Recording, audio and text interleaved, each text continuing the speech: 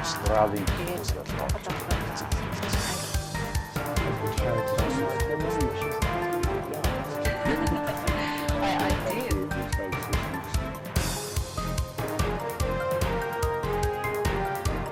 Welcome.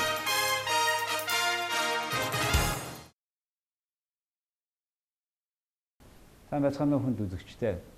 Өнөөдөр манай дефакто нэвтрүүлгийн зочноор за дэлхийд даяар Уолл Стритийн Чоно гэж алдарсан Жордан Бэлфорт гэж хүн оролцож байна. Уолл Стритийн Чоно Жордан Бэлфорт 1962 онд Нью Йоркийн Квийнс дүүрэгт төрсөн. Belfort 1980-ад онд мах далайн гаралтай бүтээгдэхүүн борлуулдаг компани ажиллуулж байсан дампуурснаар 1987 онд тэрээр цаас арилжаалж эхэлжээ.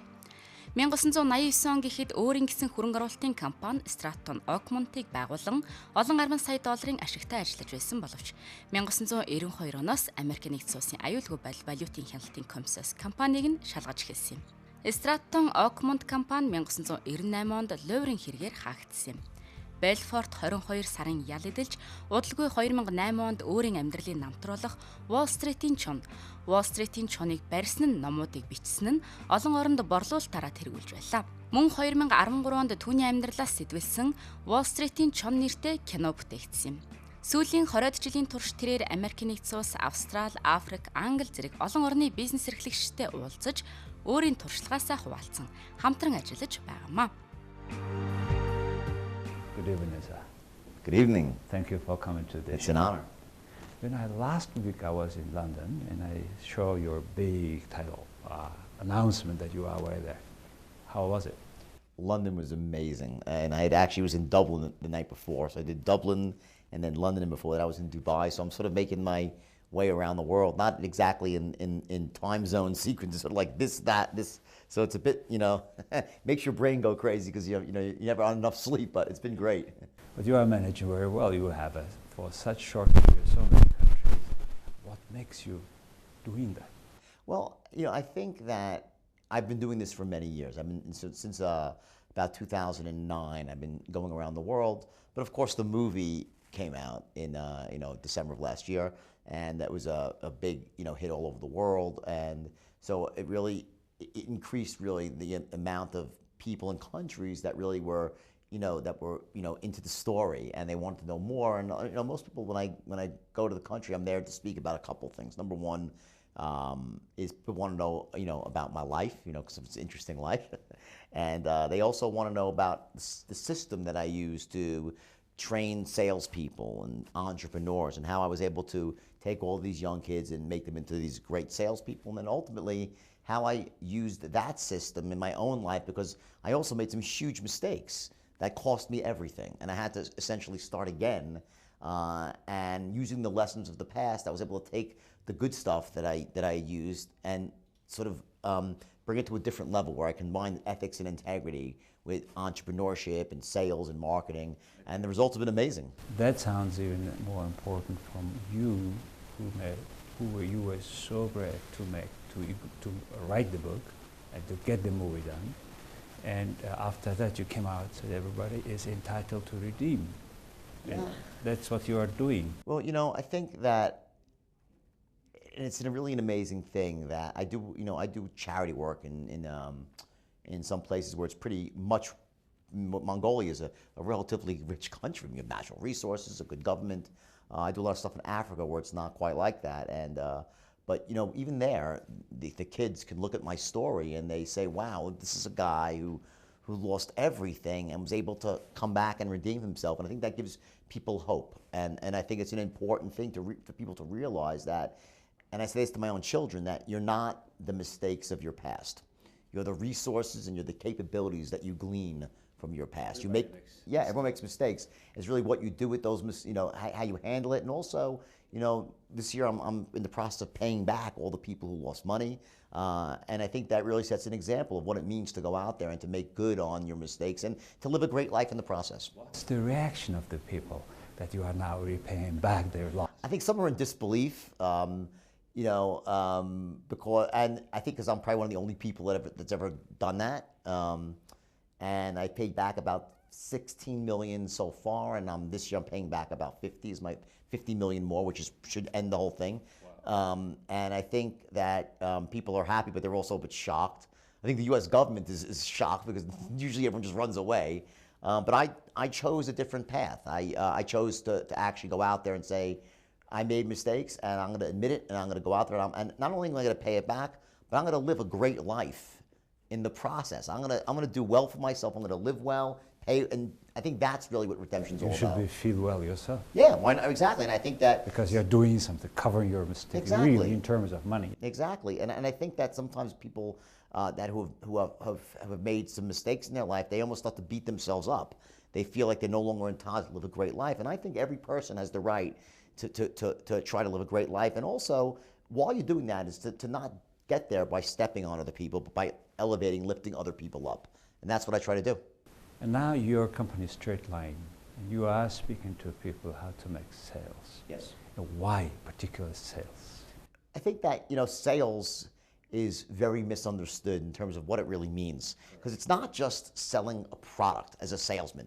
Sales is me even having a conversation with you and trying to sell you on my ideas, to be able to tell a story to someone, to present what's up here in your head in a way that you can make yourself known to other people, that empowers them and moves them to take action, but also gets you what you want to. That's what ethical persuasion is about. And I think that many people think that sales is just for salespeople, and it's not. If you're an entrepreneur, you have to be a salesperson. You have to sell your vision for the future to your bankers, to your vendors, to your own employees, and most importantly, to yourself. The first one you're going to sell is yourself. Presentation for good sale, it's much better if you have a great vision, great goal. Of course.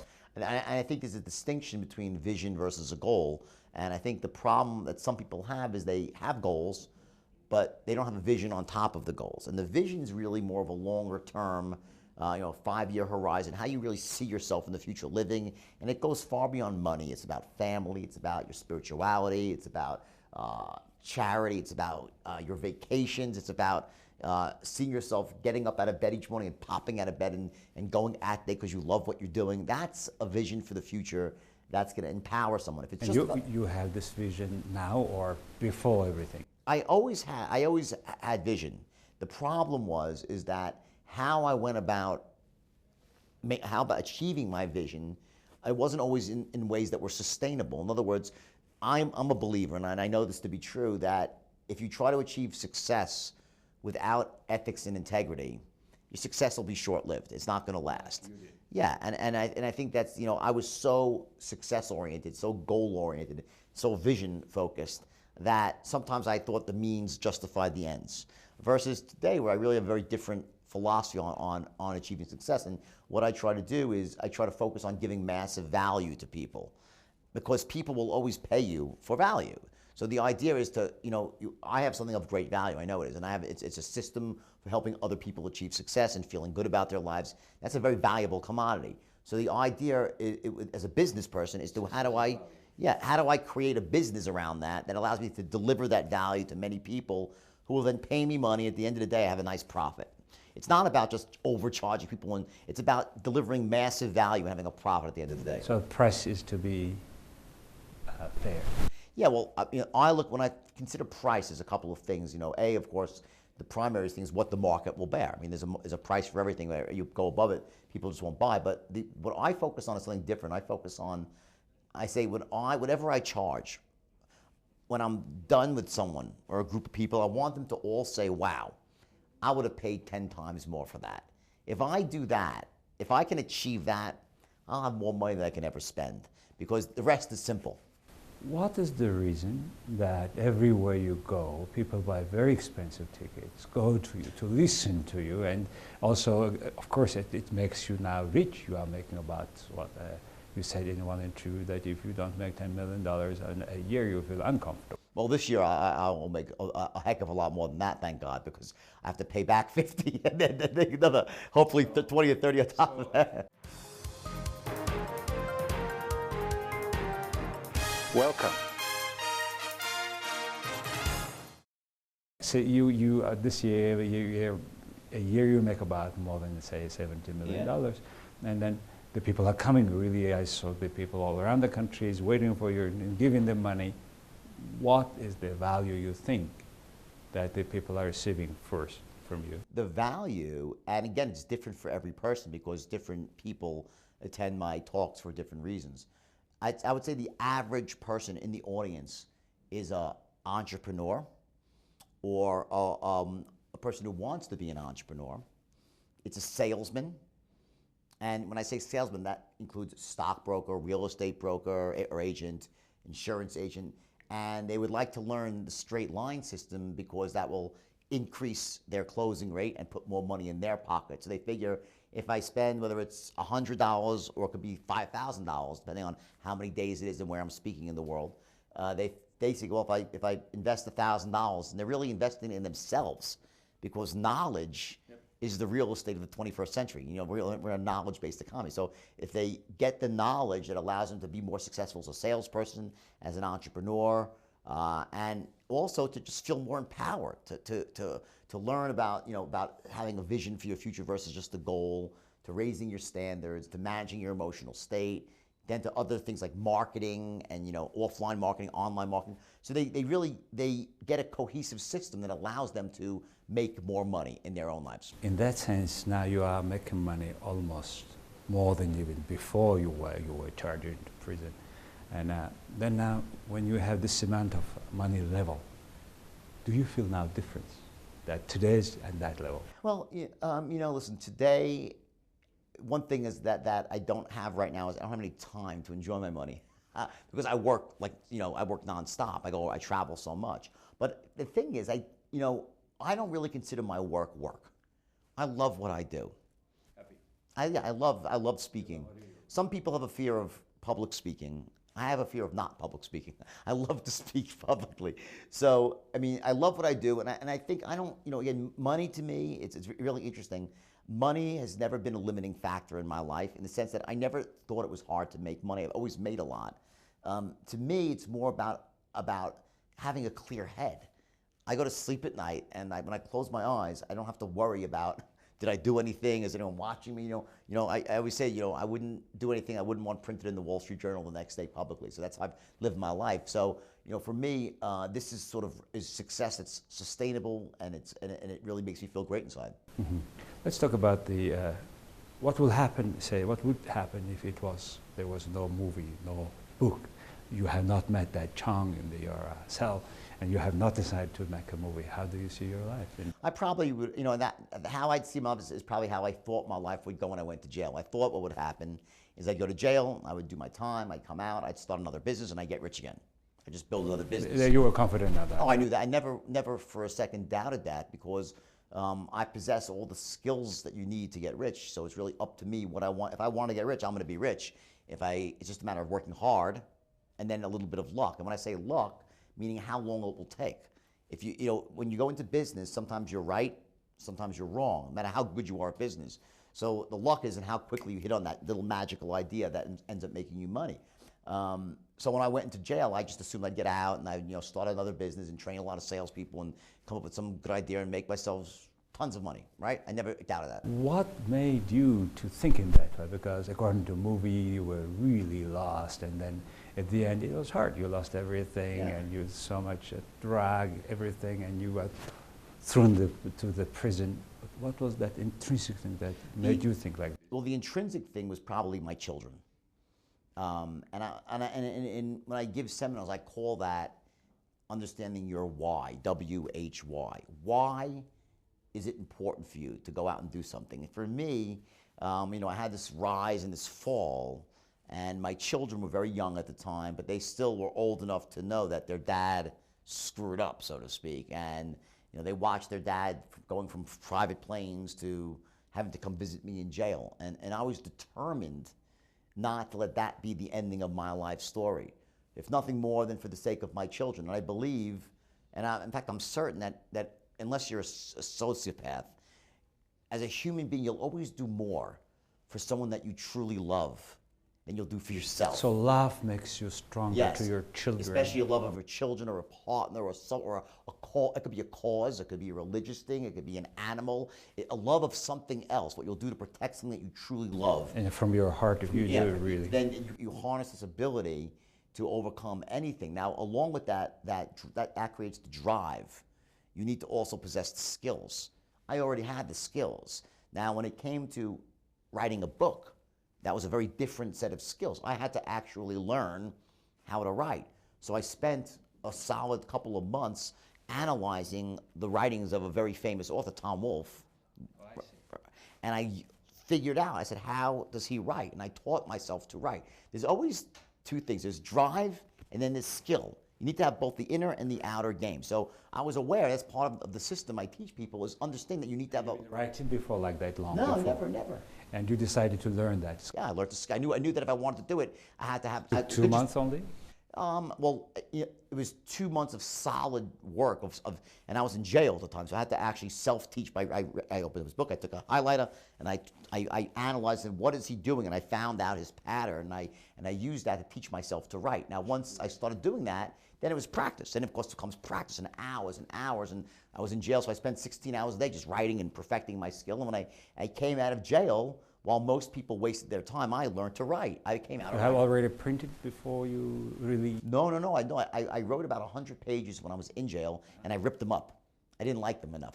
So when I came out, I had nothing. But what I had was I learned how to write. And the idea of movie came how long after the book is published? I wrote 10 pages, showed them to an agent in Hollywood for a book agent, and he just went crazy. As soon as he saw it, he's like, "Oh my God, I can't believe it's so good." And he goes, "We're going to get this made into a movie." I was like, I thought he was crazy, you know? I don't know why you would go to Hollywood. Well, my kids were living in California. Oh, okay. It just was coincidence. That I see. So you make the guy present your script, they like it. It wasn't, it was a book, a manuscript book. Oh, okay. And then, but when I showed him the first 10 pages of my book, he was like, "We have to get this. Oh my God, it'd be a great movie." And so how did DiCaprio came in? And then when I finally finished the book, it was 550 pages.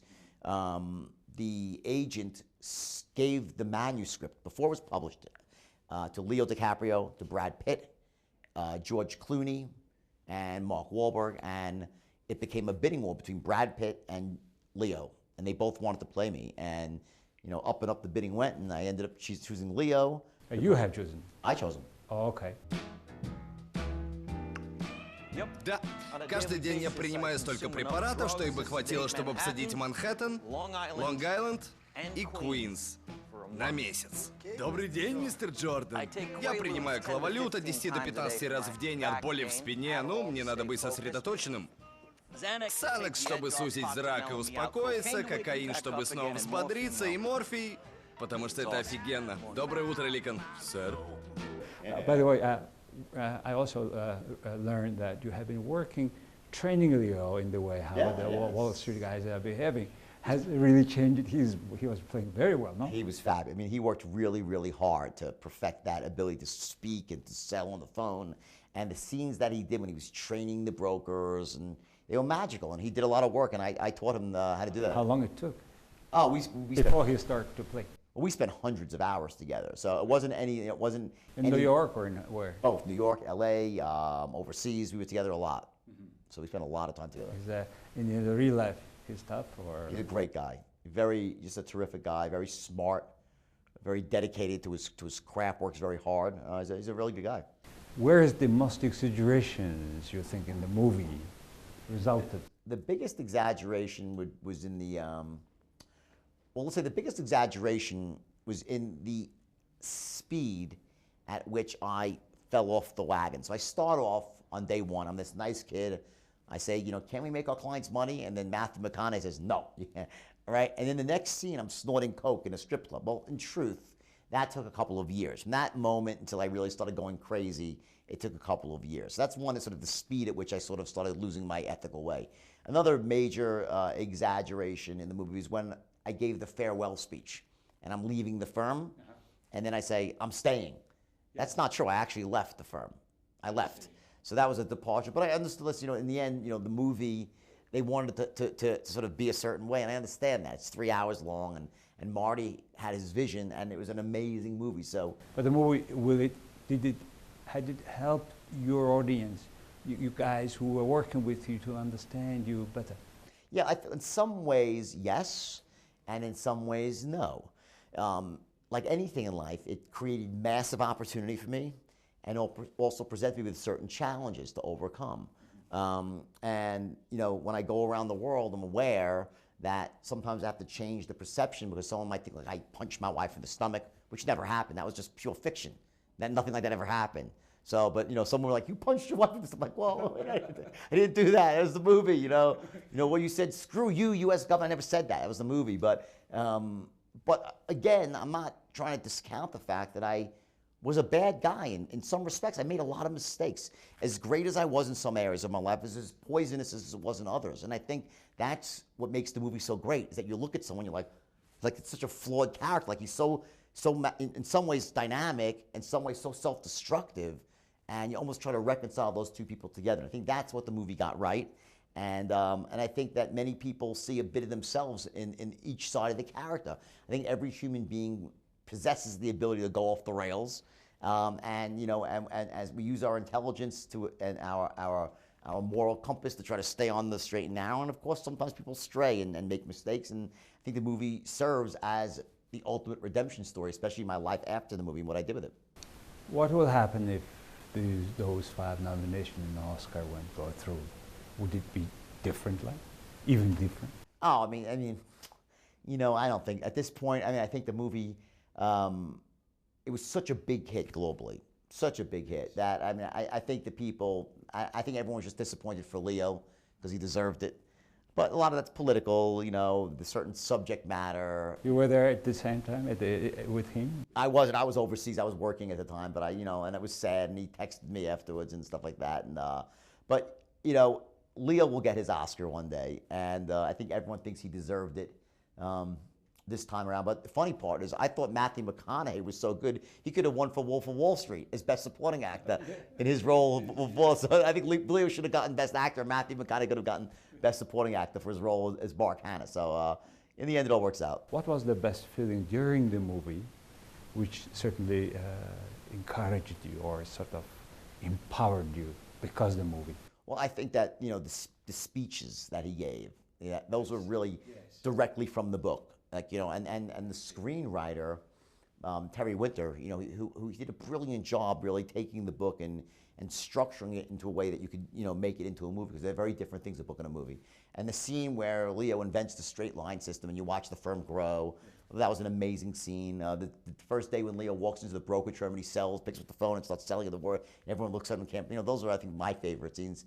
And of course, at the end, I have a little cameo at the end of the movie. Парень, крутейший из всех, кого я когда-либо встречал. Так что я хочу, чтобы вы сейчас очень тепло, по-оклендски, по-новозеландски поприветствовали моего хорошего друга и величайшего продажника в истории, мистера Жордана Бэлфорта.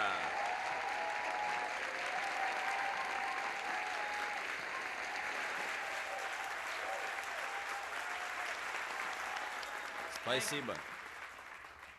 Have you really landed in that way, your helicopter?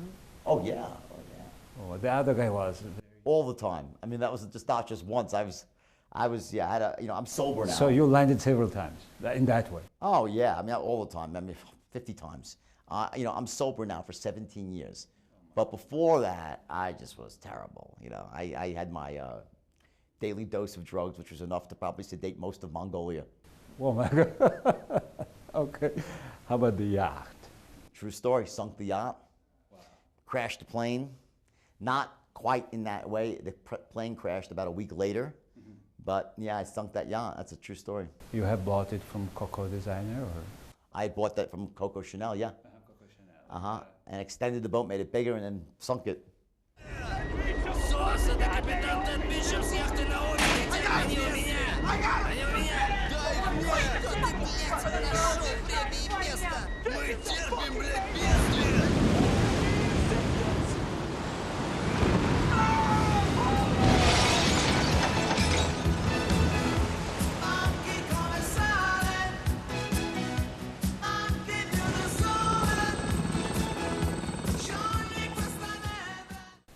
Oh, okay. That in the real life, how much it cost?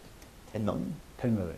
And how old was that yacht? It was old. It was 30 years old, maybe 40 years old. You are broken completely? Yeah. What was your feeling at? Relief. There you go. I was almost happy. It was like, you know, I'm done with it. I got the insurance money. Yeah.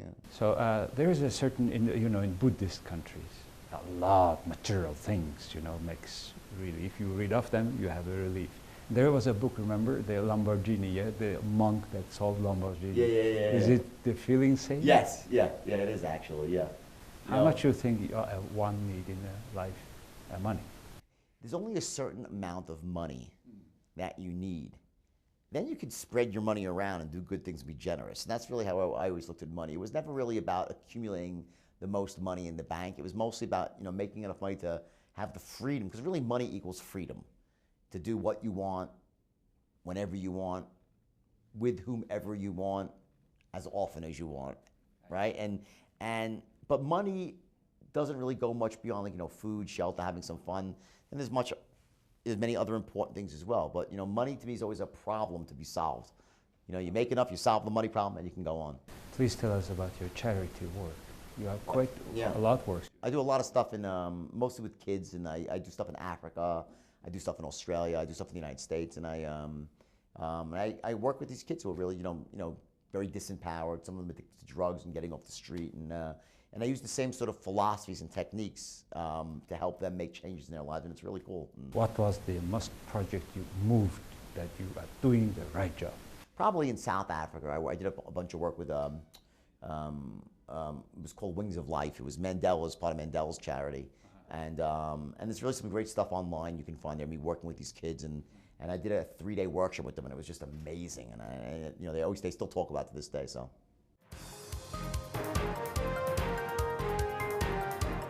Welcome. Great.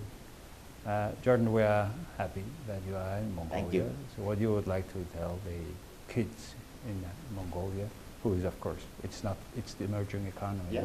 Sometimes some kids have a very rough life. Yeah, well, I think that, most of all, I think that it's important that the average man or woman going out into the workplace, their teens or their early 20s, right, that no matter what you've heard in your life, from your parents, from school teachers, from the government, from the newspaper, the media, every person is capable of achieving greatness and having a wonderful, amazing life. Sometimes we are born into the wrong family, and I don't mean with money or not. I'm talking they just don't say empowering things to their kids, or they just you get some insults along the way. And I think that every person, in fact, I'm sure every person, is capable of achieving greatness in their life. It's just a matter of really of learning some things. There's things you got to learn.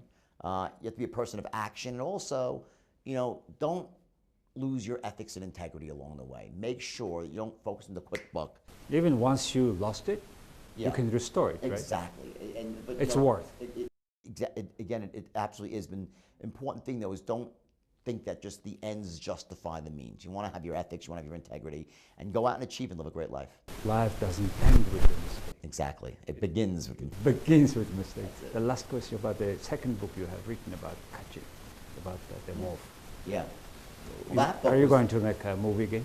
Maybe there'll be a sequel. Yeah, there might be. We'll see. Could be. Yeah. Yeah. Again, Caprio?